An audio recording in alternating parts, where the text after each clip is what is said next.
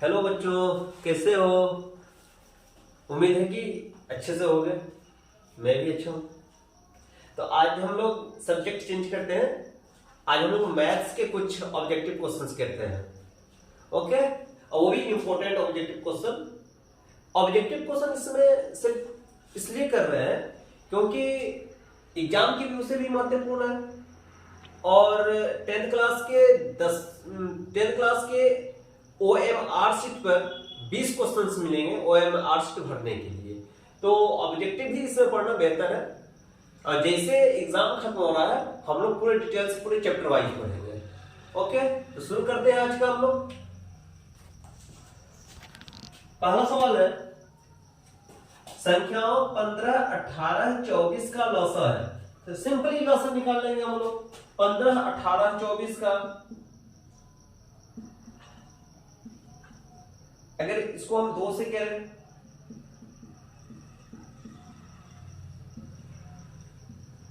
तीन से कर लें, अब तो कटेगा नहीं, सबको मल्टीप्लाई कर दें। अगर जब सबको मल्टीप्लाई करेंगे 3 दूना 6, 6 पचे 30, 30 या 90, 90 चौके 360। इसका सही आंसर हो जाएगा ऑप्शन नंबर डी, 360। दूसरा क्वेश्चन देखते हैं। दूसरे क्वेश्चन में 99, 153 का मौसर 9 है। मौसर दे रखा है 99 और 153 का मौसर 9 है। तो इसका लॉसा क्या होगा? इसका लॉसा क्या होगा देखते हैं। फॉर्मूला होता है दो अंकों का गुणनफल। अगर हम अंक को XY मान लें, मानिए क्यों दिया हुआ है यहां पर 99 गुणे 153, यानी कि संख्याओं का गुणनफल बराबर संख्याओं का मौसम। मौसम इंटू लॉसा। तो यहां पर संख्या का मौसम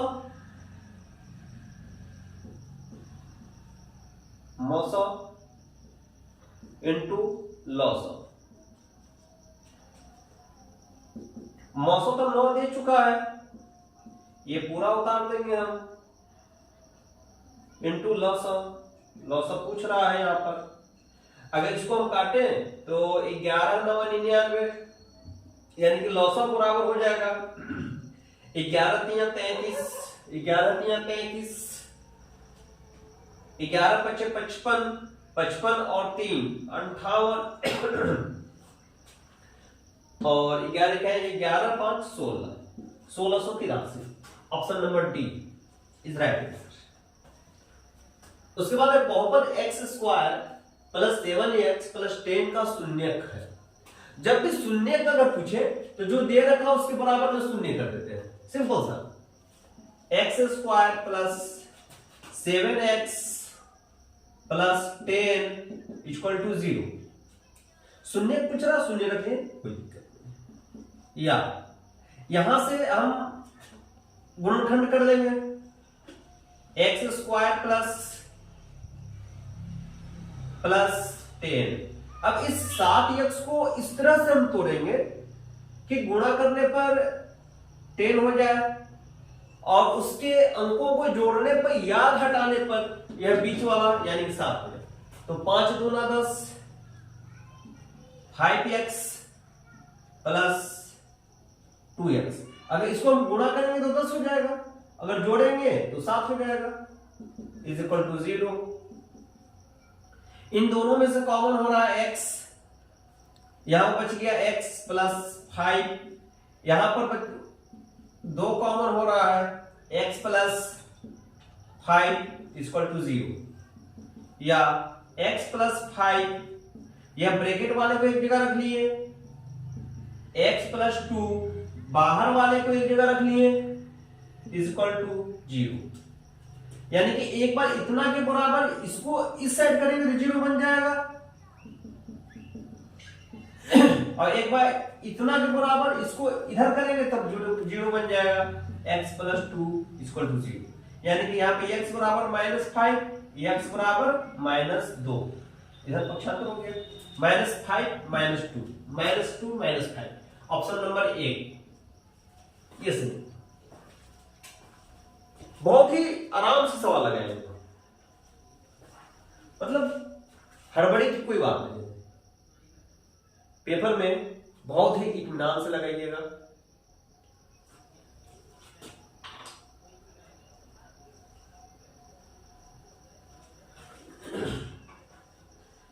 चलिए अगला क्वेश्चन देखते हैं। क्वेश्चन नंबर 4, एक ग्राफ बना हुआ है और इसमें कह रहा है कि कितने शून्य हैं। एक्चुअल में ये जो पॉइंट है ना, मूल बिंदु ये होता है 0 0। यहां पर x भी 0 और y भी 0 होता है। शून्य पूछ रहा है यानी कि कितने शून्य है, एक, जहां जहां कट हो रहा है 1 2 3 4 शून्य। क्वेश्चन नंबर 5 देखते हैं। द्विघात समीकरण कह रहा है कि द्विघात समीकरण x² माइनस 225 बराबर 0, तो x का मान क्या होगा? क्या दे रखा है? x² माइनस 225 बराबर 0, क्या हो जाएगा? x² इस 225 का पक्षांतर कर दीजिए इज इक्वल टू 225। इस पर से जब स्क्वायर हम हटाएंगे 225 अंडर रूट में आ गया, और 225 का वर्गमूल होता है 15, इसको हम प्लस माइनस में लिखते हैं, प्लस माइनस 50, यानी कि इसका ए नंबर ऑप्शन सही है। छठा नंबर सवाल, 3x² माइनस 12x प्लस के बराबर 0 के मूल बराबर है, मूल बराबर है, तो ओके करो। क्या करूं, ये थोड़ा बिजली का प्रॉब्लम हो गया था। ठीक है, शुरू करते हैं, कंटिन्यू करते हैं। क्वेश्चन नंबर 6 में दे रखा है 3x² माइनस 12x प्लस के इज इक्वल टू 0 के मूल बराबर है, तो के का मान होगा। मूल बराबर है, जब मूल बराबर होता है, ध्यान देंगे, जब मूल बराबर होता है तो d इज इक्वल टू 0 होता है। d क्या चीज है? विविक्तकर। d का फॉर्मूला क्या होता है? b² minus 4ac is equal to 0 हो जाएगा। यानी कि b², इसमें b है कौन? यह वाला b है, इसको हम b बोलेंगे, इसको हम a बोलेंगे, और यह जो है मेरा c है। तो b² यानी कि माइनस 12 का स्क्वायर माइनस 4 इंटू a यानी कि 3 इंटू c यानी कि k इज इक्वल टू 0, या 12 का 12 से करेंगे 144 हो गया, माइनस माइनस प्लस हो गया, माइनस 12 के इज इक्वल टू 0, या इस 12 के का पक्षांतर कर दो, इतना हो गया 12 का 12 से 144, यानी के का मान कितना आ गया? 12 आ गया। Option number D.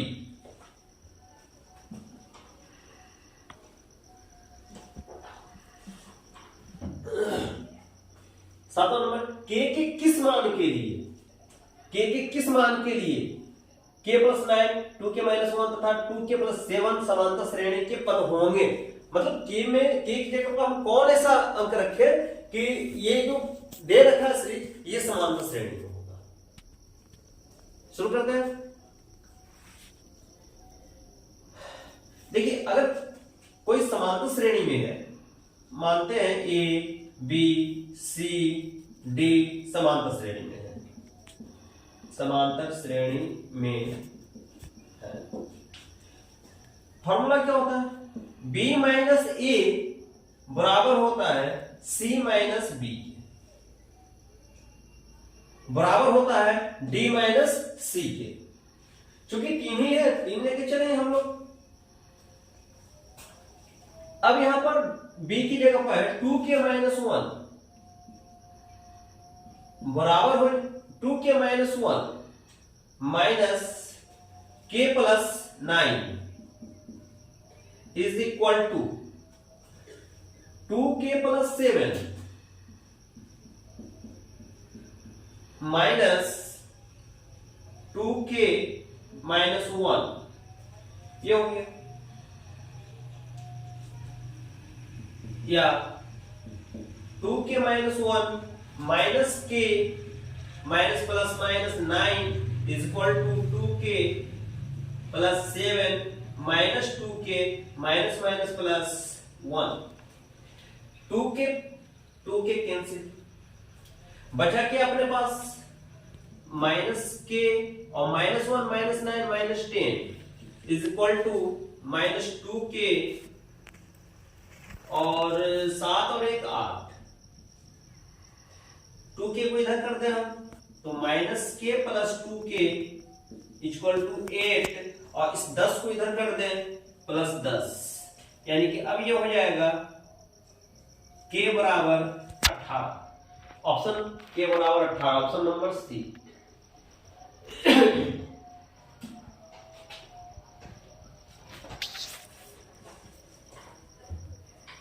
ऑप्शन ये 8वां नंबर देखते हैं, कह रहे इतना का 11वां पद है, 11वां पद क्या होता है,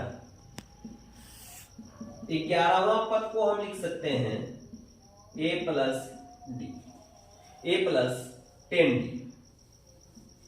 a प्लस 10d, पहला पद a, दूसरा पद a प्लस डी, तीसरा पद a प्लस 2d, अगर पहला पद की बात करें a, दूसरा पद की बात करें a प्लस डी, तीसरा पद a प्लस 2d, चौथा पद a प्लस 3d, इसी तरह से 11वां पद या 10वां पद क्या हो जाएगा a प्लस 9d, उसी तरह से 11वां पद हो जाएगा a प्लस 10d।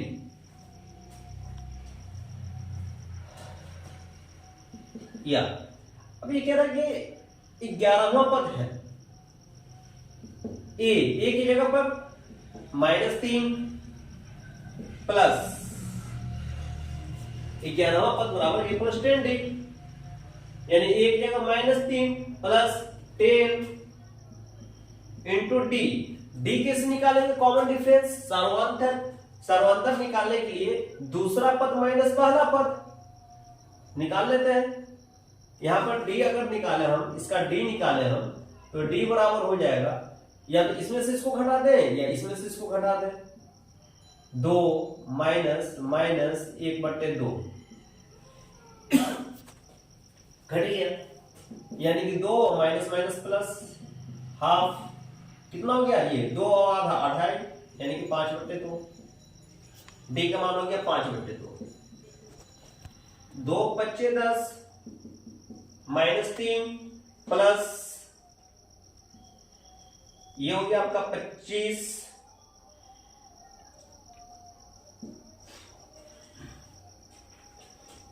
यानी कि अब ये हो गया 22, इसका आंसर हो गया ऑप्शन नंबर ए 22। 9वां नंबर देखते हैं, 9वां और 10वां जो है ये ट्रिग्नोमेट्री का है और इसको देखते हैं।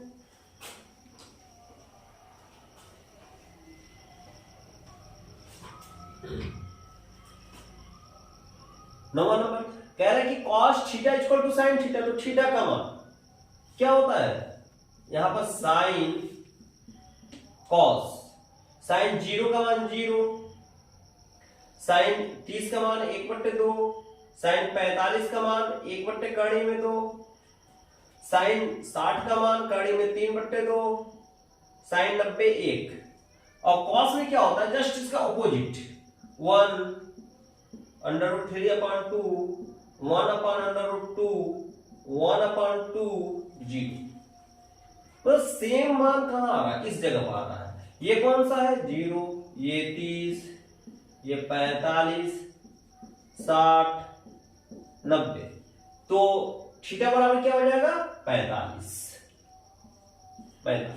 क्योंकि 45 थीटा बराबर 45 अंश पर साइन और कॉस दोनों समान होते हैं।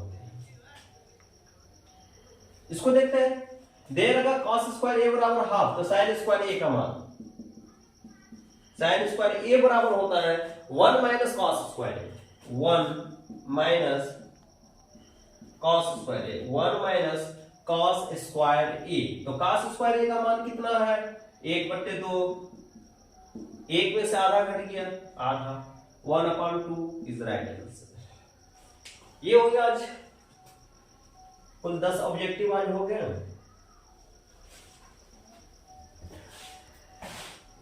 आज कुल 10 ऑब्जेक्टिव हो गए और कल फिर हम इससे ज्यादा ऑब्जेक्टिव देने का कोशिश करेंगे। और आप लोग एग्जाम में तुक्का मत लगाइएगा, कोशिश कीजिएगा सवाल को सॉल्व करके लगाएं। ऑब्जेक्टिव क्वेश्चन है, 100% नंबर देगा आपको। पूरा 20 ऑब्जेक्टिव पूछे जाएंगे, 20 का 20 सही होगा आपका, अगर आप सही से लगाकर करते हैं सवाल। इसलिए आप लोग कोशिश कीजिएगा कम समय में सॉल्व करने का कोशिश कीजिएगा। तब तक के लिए जय हिंद।